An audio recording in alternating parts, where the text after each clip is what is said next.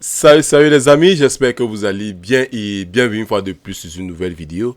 Aujourd'hui, je vais partager avec vous une vidéo que moi particulièrement, c'est une formation que je suis entré en possession de cela, ça fait déjà pas mal de temps. Le but ici de cette vidéo est tout simplement de vous dire qu'il y a possibilité de faire du mastering avec les VST internes à FL Studio. Beaucoup d'entre vous se sont rendus compte que moi particulièrement, je parle trop des VST internes à FL Studio. Puis la simple raison que quoi, beaucoup d'entre vous n'ont pas assez de moyens pour entrer en possession de certains effets et beaucoup d'entre vous négligent le fait que les VST internes à FL Studio sont capables de donner un bon rendu. Raison pour laquelle j'ai décidé de partager cette formation avec vous. En fait, j'ai téléchargé cette formation sur ce site que vous voyez là.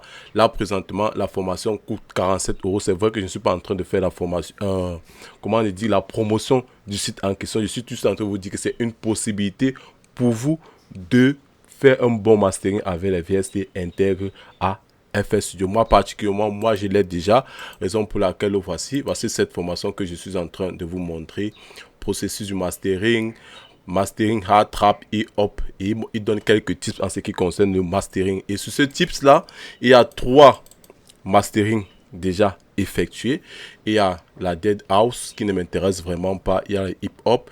Il y a le 9. J'ai décidé d'ouvrir cette formation pour la simple raison que quoi.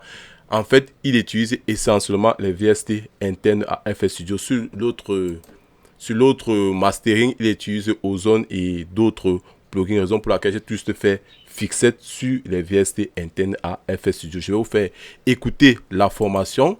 Je ne sais pas si vraiment on va me laisser aller jusqu'au bout, mais qu'à cela ne tienne, c'est juste une expérience que je vais juste partager avec vous. Nous allons écouter et je vais vous expliquer comment est-ce qu'il s'est pris vraiment pour avoir un tel rendu.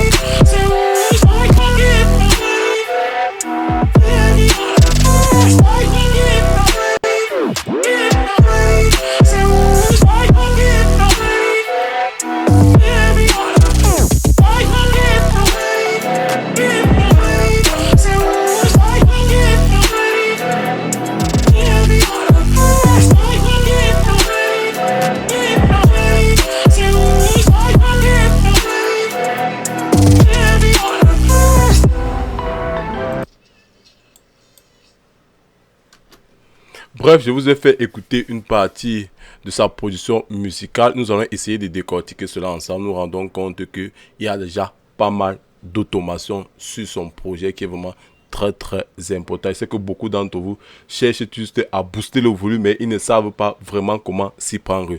L'utilisation de l'automation en phase de mastering est vraiment très important. Ça fait vivre le morceau, étant donné que le but de cette automation ici n'est pas vraiment de faire travailler son compresseur. Voilà l'objectif fixé d'une automation en phase de mastering. Ça, c'est l'une des choses que je voudrais vous faire part. La seconde des choses que je voudrais vous faire part, vous vous rendez compte que quoi, il a utilisé un premier égaliseur qui s'en va de 30 Hz à pratiquement 16 000 Hz. On va s'arrêter étant donné que l'être humain est vraiment sensible sur ces différentes fréquences. À plus de 300 000 Hz et en deçà de 20 Hz, l'être humain n'entend vraiment pratiquement plus rien. Raison pour laquelle vous vous rendez compte que sur pas mal de projets, on met toujours des égalisations pour essayer de couper les basses fréquences et les hautes fréquences qui ne savent vraiment rien. Si vous le laissez vraiment ce genre de fréquences sur cette zone-là, vous allez faire trop travailler votre compresseur étant donné que c'est vraiment inutile dans notre phase de mastering, raison pour laquelle je me suis rendu compte qu'ils ont coupé cette zone-là. Ça, c'est l'une des choses. La seconde des choses, généralement, on utilise l'égalisation soustrative. Et lui, l'égalisation soustrative pour aller vers les fréquences qui nous gênent durant le processus de mixage, de mastering. Là, présentement, moi, je me suis rendu compte que quoi, il est allé aux environs de 600 Hz et 236 Hz pour la scène, donc quoi, il a constaté que quoi, il manquait des zones de fréquence sur cette zone, raison pour laquelle il a essayé de booster légèrement 1 dB, 1,1 dB. Il n'est vraiment pas allé au-dessus, étant donné que le mixage en question était déjà bien frais. C'est vrai qu'à certains niveaux, il s'est rendu compte qu'il manquait un équilibre tonal. Vraiment, il faudrait gérer cette zone de fréquence-là. Ça, c'est l'une des choses.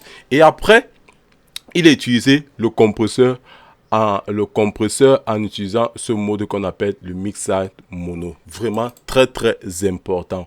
Beaucoup de personnes ne le savent pas. Il y a vraiment cette fonction dans le patcher qui vous permet de gérer, de faire votre compression en mid et de faire votre compression en side. Je vais d'abord isoler cela.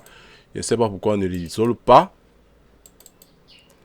Ah, désolé, j'ai oublié comment on doit le détacher de cette zone-ci là pour qu'il s'affiche normalement.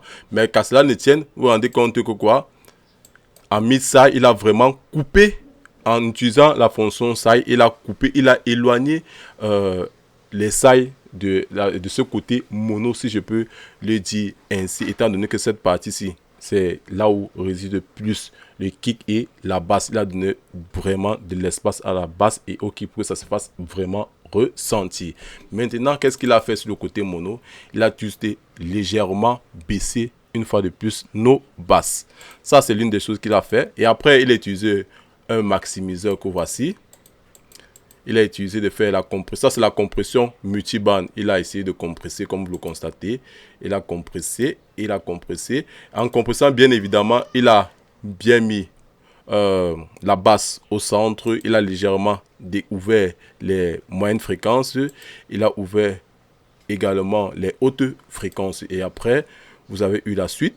Qu'est-ce qu'il a fait? Il a ajouté un futur limiteur. Un futur limiteur qu'il a vraiment soulevé le ceiling. Je ne sais pas la raison pour laquelle il a soulevé le ceiling à cette hauteur. Moi, particulièrement, je vais essayer un peu de comprendre cela après.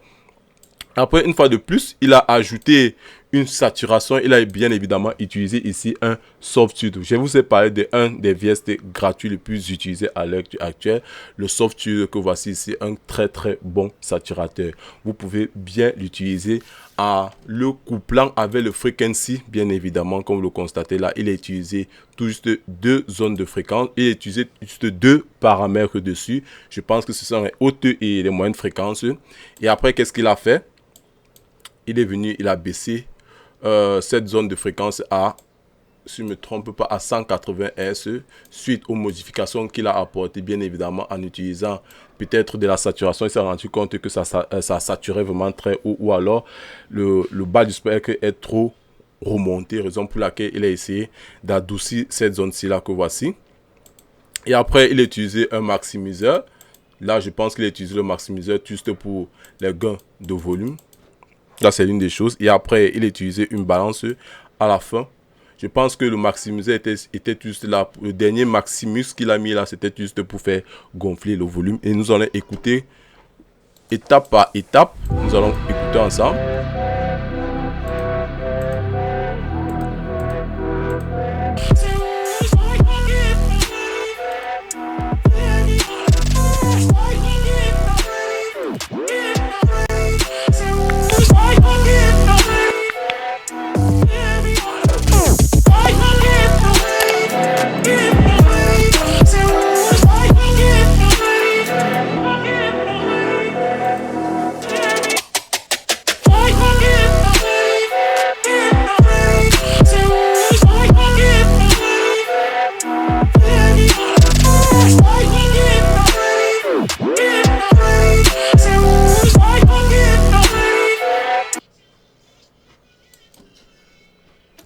Bref les gars, je ne voudrais pas vraiment être très long par rapport à cette vidéo. Le but ici c'était juste de vous montrer qu'il est vraiment possible de réaliser un mastering avec les VST internes à FL Studio. Si vous avez aimé la vidéo, je vous invite à vous abonner, à partager, à commenter, à liker et surtout activer la cloche de notification pour ne rater aucune de mes prochaines vidéos.